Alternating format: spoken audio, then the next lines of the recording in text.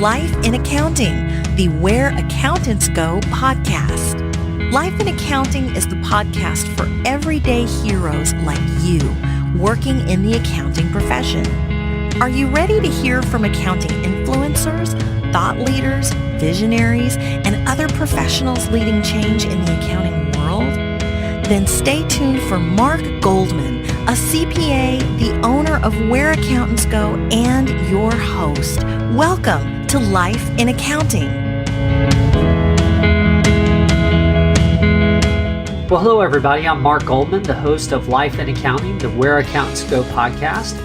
In this episode, I sat down with Professor Dennis Elam of the San Antonio location for Texas A&M. He's had a very interesting career. He started in internal audit and then eventually started teaching in San Antonio in 2003 when he joined the Texas A&M location, where he was hired for the first accounting classes that were taught at Texas A&M here in San Antonio. I was very excited to be able to get some time with him to sit down and talk about his story. Dennis is an influencer in accounting education, as well as a big believer in certifications, which is something that we both definitely share. So I'm excited to be able to bring this to you. Here we go.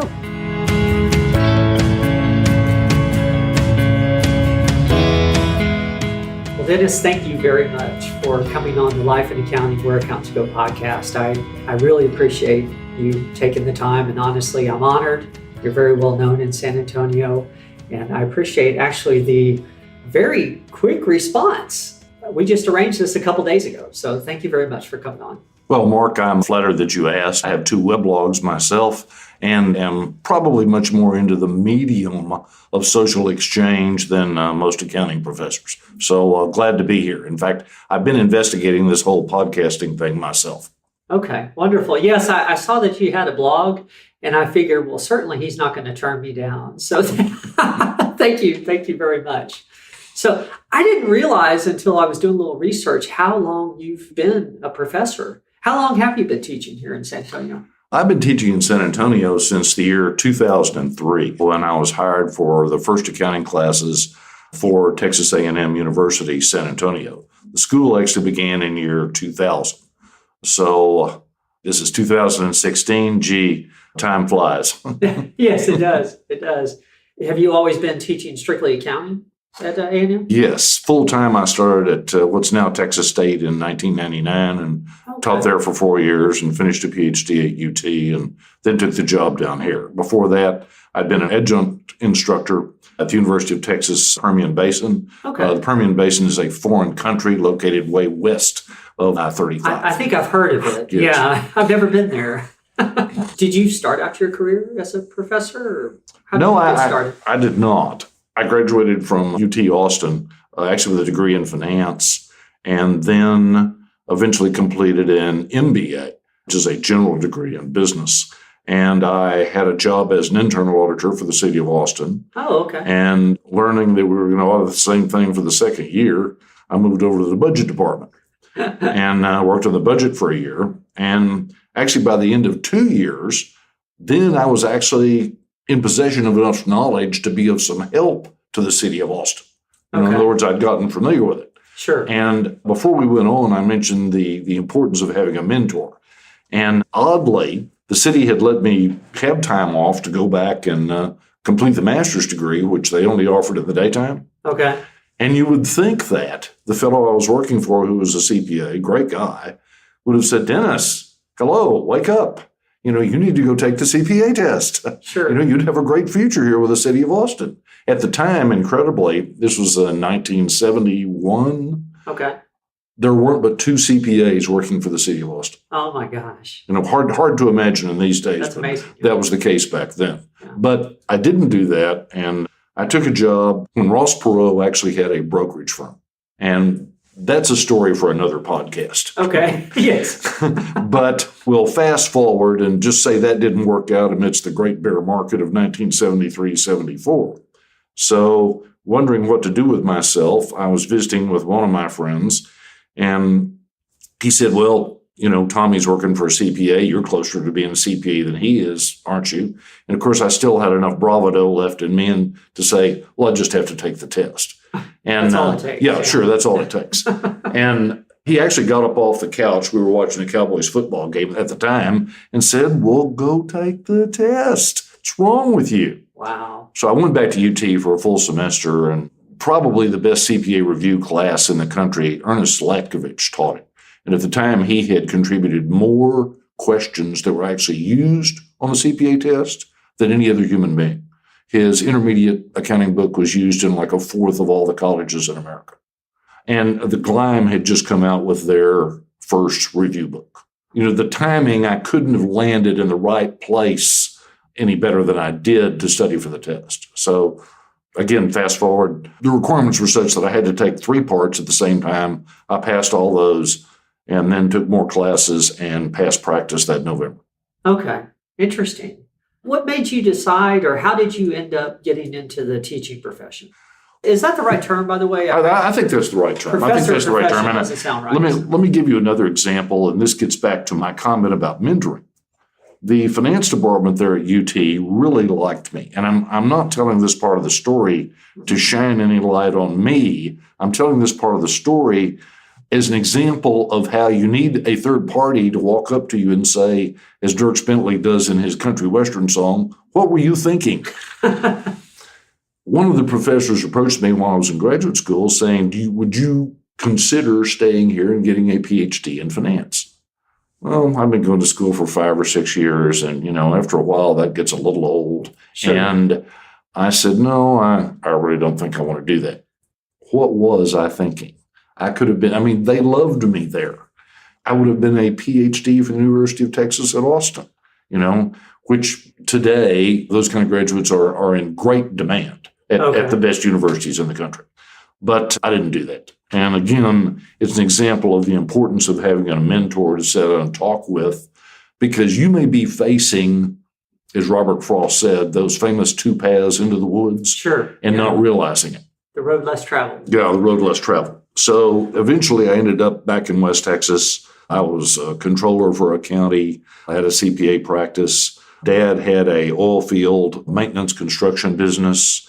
In West Texas, you do lots of things because the economy is so cyclical, you never know what's going to happen. Mm-hmm. So I did that for years. And also along the way, I served 5 years as a federal bankruptcy trustee. Okay. Then I began teaching as an adjunct there at UTPB in accounting. Okay. And by 1998-99, the oil price had fallen back to $12. And believe me, when that happens, the Permian Basin grinds to a halt. Wow. So I was looking for something to do, and one of the professors from UTPB had become head of the department at Southwest Texas, now Texas State. Okay. So I called and asked if there were any sort of positions. And he said, well, I'll keep your name. And 3 months later, he called me back.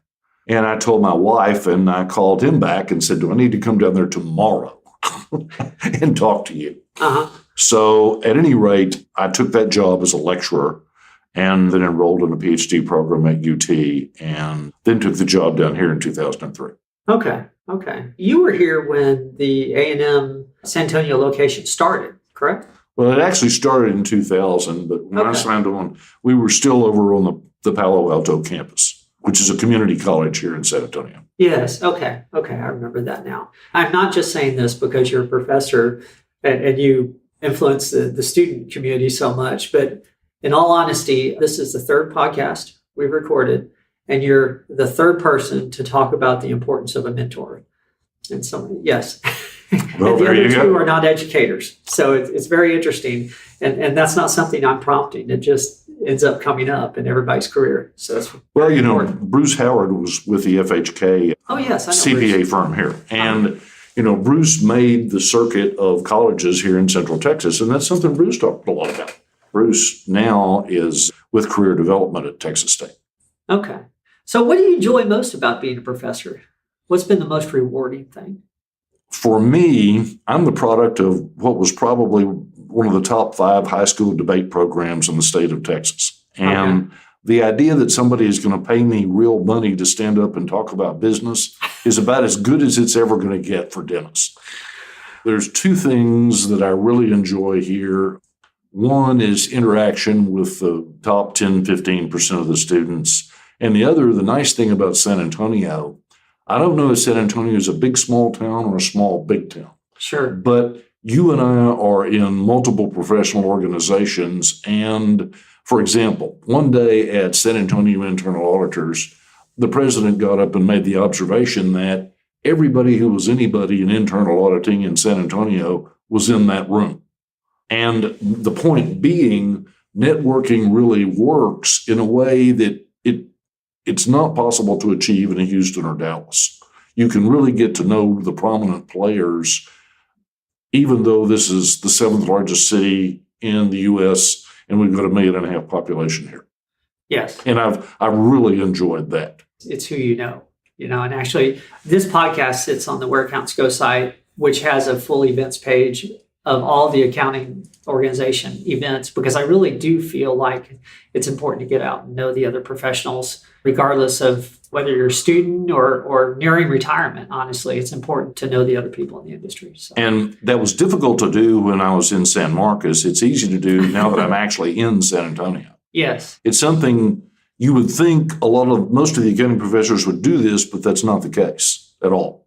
I rarely see another accounting professor at any of these meetings. That's true. There's a few usual suspects, and that's pretty much it. That's interesting. I hadn't thought about that. And even then, they're standing in the shallow end of the pool. Well, you are one of the more outgoing professors, at least here at San Antonio.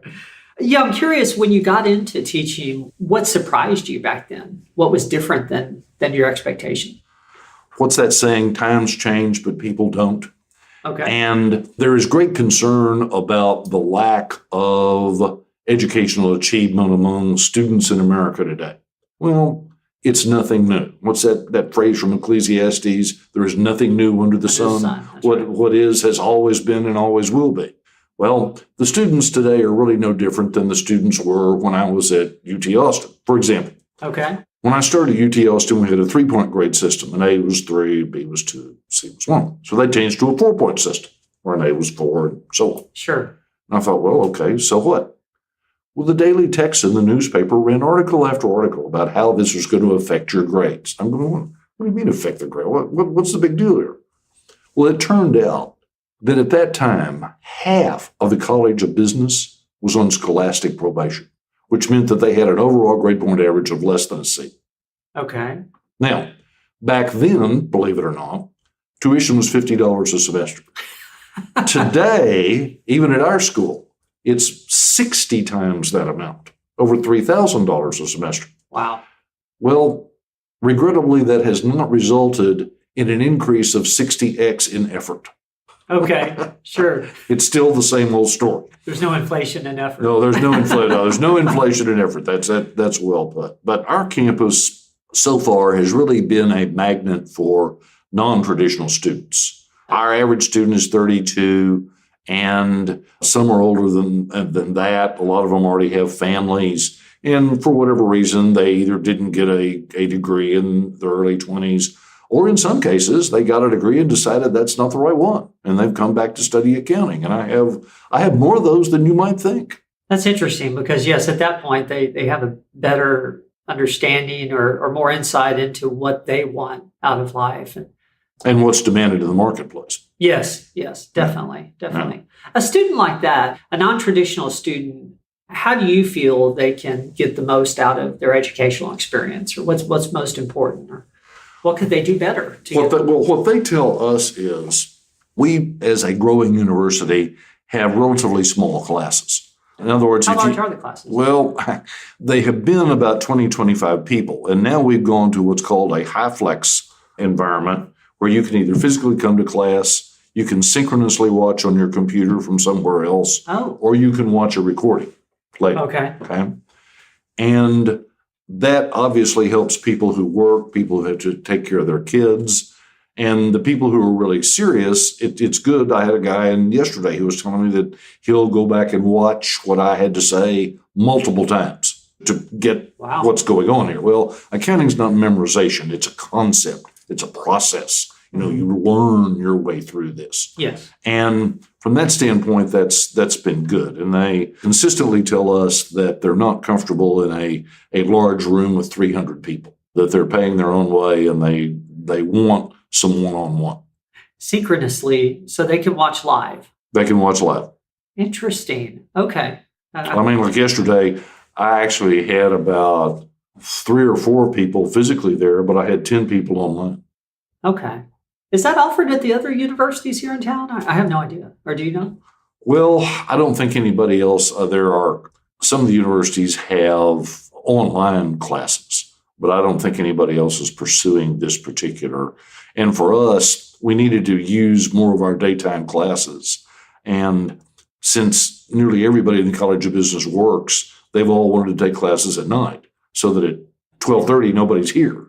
So this has allowed us to schedule classes throughout the day and better utilize facilities. That makes a lot of sense. Sure. What are your thoughts? And this is getting away from the educational standpoint, I guess, but what are your thoughts about the future of the accounting profession? Well, what has happened is that we are very much in a transition and in a lot of ways already there. And by that, I mean a college degree is not a terminal event, the end of your education. It is rather a ticket to go take a certified exam. Okay. And if you look on my weblog, I've listed what I consider to be the more important certifications, which is to say, obviously, CPA, but then certified internal auditor, certified management accountant, enrolled agent, and CISA, which has to do with certification of your understanding of information systems. Yes. Okay. And I see more and more CPAs getting that certification. I do as well. Yeah. I do as well. Yeah. You know, it's interesting. You included the EA in that, and I'm not arguing it, but other professionals, I think if I ask other professionals, they may forget about that one. And that's interesting that you include that. What are your thoughts on the EA? Well, I had an EA in class, and he had a position in the statewide EA organization. And he said that was a problem, that people just go, well, you're just an EA. But my experience is that if you want to talk tax, those guys are good at it. I understand that was actually originally created for like IRS agents that wanted a professional designation. Okay. And as I say, I think if you're working in a CPA firm and all you do is tax, I don't see why that isn't a viable alternative. You don't need to know anything about external auditor liability. You need to know tax. When I got into the recruiting industry a little over 20 years ago, the EA, I found it was not very valued in accounting firms. And I didn't understand why, because they were some of the brighter people I knew in tax. However, now I'm starting to see it much more accepted within the CPA community. Well, accounting makes a lot of sense. Yeah, accounting has gotten to be a huge field compared to when you and I started out. Yeah. I mean, most of you in my life, CPA, and that was about it. Yes. That's the only thing anybody had ever heard of. Well, these other designations have been created as accountants become more and more specialized. For example, internal auditors offer like 5 different certifications now within their organization. And a lot of it looks at risk management, which is what now internal auditing is all about. Let's identify our biggest risk, and then what can we do about it? Okay. Interesting. Other thoughts on the profession? Well, it seems to me that the key here is not so much what's being pursued by colleges now, and I'll get shot if anybody at my school hears this, but I think the real accreditation for your school is how many of your graduates can go out and pass a certified exam. I mean, you can say whatever you want about your school, but let's face it, this is happening everywhere. I mean, we're seeing certifications now in management, in marketing, in all these other areas. Yes. And the reason is organizations start those exams and half the people that take them flunk. Well, that makes the exam worthwhile. We know that if you passed and benchmarked yourself with everybody else in the country that took the exam, that says something about you in terms of your motivation and ability. Yes. Whereas if you have a degree, well, who knows? Yeah, it's sort of it's a universal sign of excellence, so to speak. Yes. Okay. You said you have a weblog. What is the address? Where can we find the weblog? The address is professorelam.typepad.com. The way it sounds. professorelam.typepad.com. Wonderful. And if you just Google Professor Elam, it'll come up. I started the weblog in 2006. And as I mentioned, I was involved in debate and extemp persuasive speaking in high school. And I'm always stunned about how little students seem to know about that famous real world. And the object here is to link what we study in class with that real world. You and I were visiting before we started, and I mentioned that I've had an article almost every day linked on this Wells Fargo brouhaha. Yes. And that demonstrates ethics, governance, and the whole issue of too big to fail, as well as my research interest in socioeconomics. So I think by doing things like that, we call attention to the students, and I also have many links on the weblog, for example, to accounting organizations like SACPA here in town, both regional and larger CPA firms. Okay, wonderful, wonderful. There's 3 questions I ask everybody at the end of the podcast. About to get to that, but before we do, is there anything else that you'd like to add? Well, we haven't touched on? It's interesting in that, and I touched on this at our last academic awards banquet, that if everybody gets something, it starts to lose its value. Back in the 70s, there was a movie called The Paper Chase, and it was about a first-year student at Harvard Law. And the professor gets up and talks about how the study of law is the greatest intellectual calling that one can engage in. Well, fast forward 50 years, 40 years. Now we've got so many people graduating from law school, they're suing their law schools over promises that were unfulfilled vis-a-vis their career. Well, that's not happening in accounting because it's still a very difficult test to pass. Yes. And that limits the number of people that are in the profession. So we're actually seeing law schools limit their enrollment, whereas we're seeing a continued demand, and you tell me, you're in the recruiting business, there are simply still not enough well-qualified accountants. Yes, yes. From what I understand, the average age, and there are many more accountants than just CPAs, but on the CPA front, the average age of passing the exam is 30 now.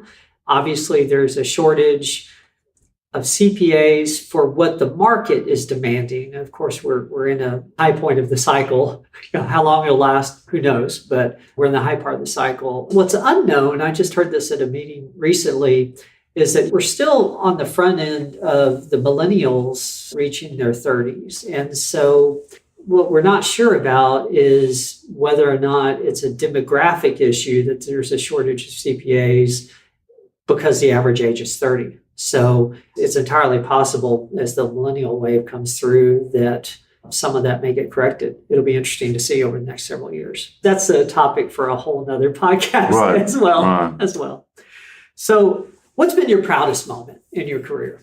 Well, I don't know that there is a proud moment. I think the continuing ongoing relationship with students and accounting professionals here in town, when I've directed or suggested that somebody talk with somebody, and that results, in their being hired, and the CPA calls me back and says, send me another one just like that.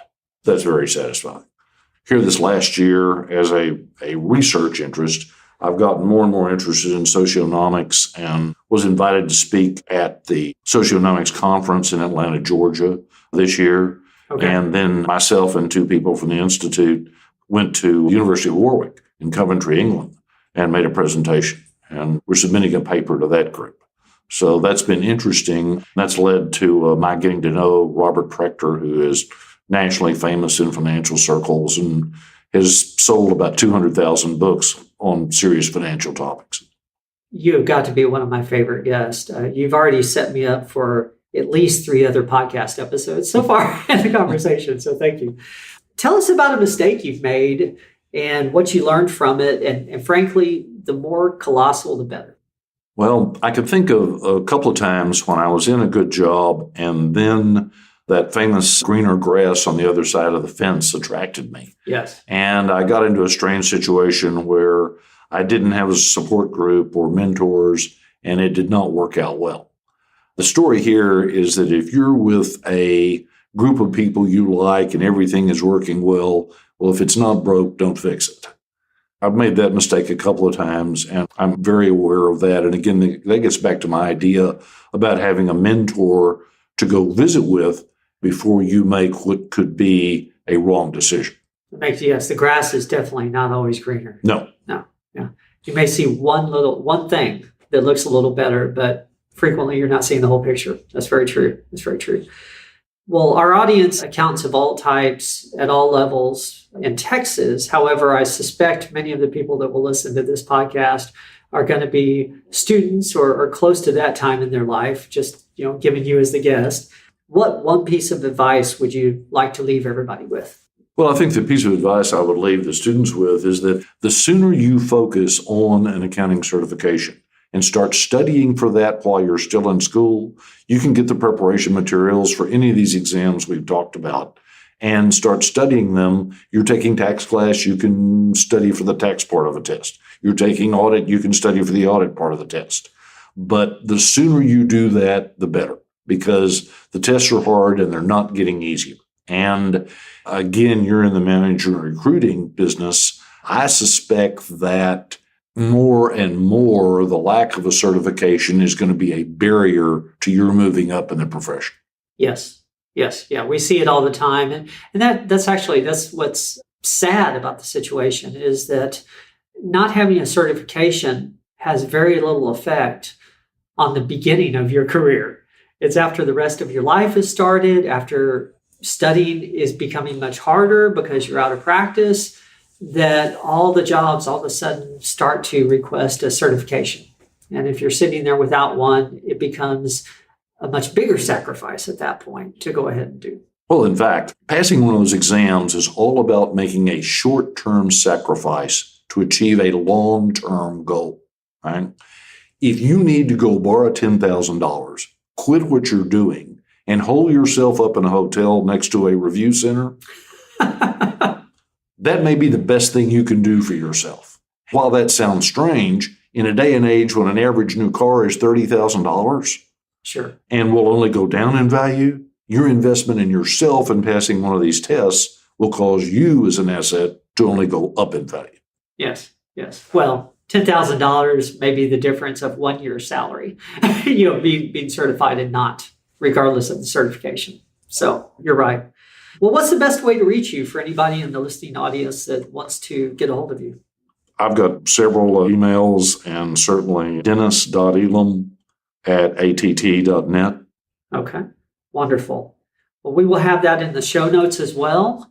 Thank you very much. I really do sincerely appreciate you coming on the show. It's been good to visit with another professional here in San Antonio about the growing accounting profession that we have here.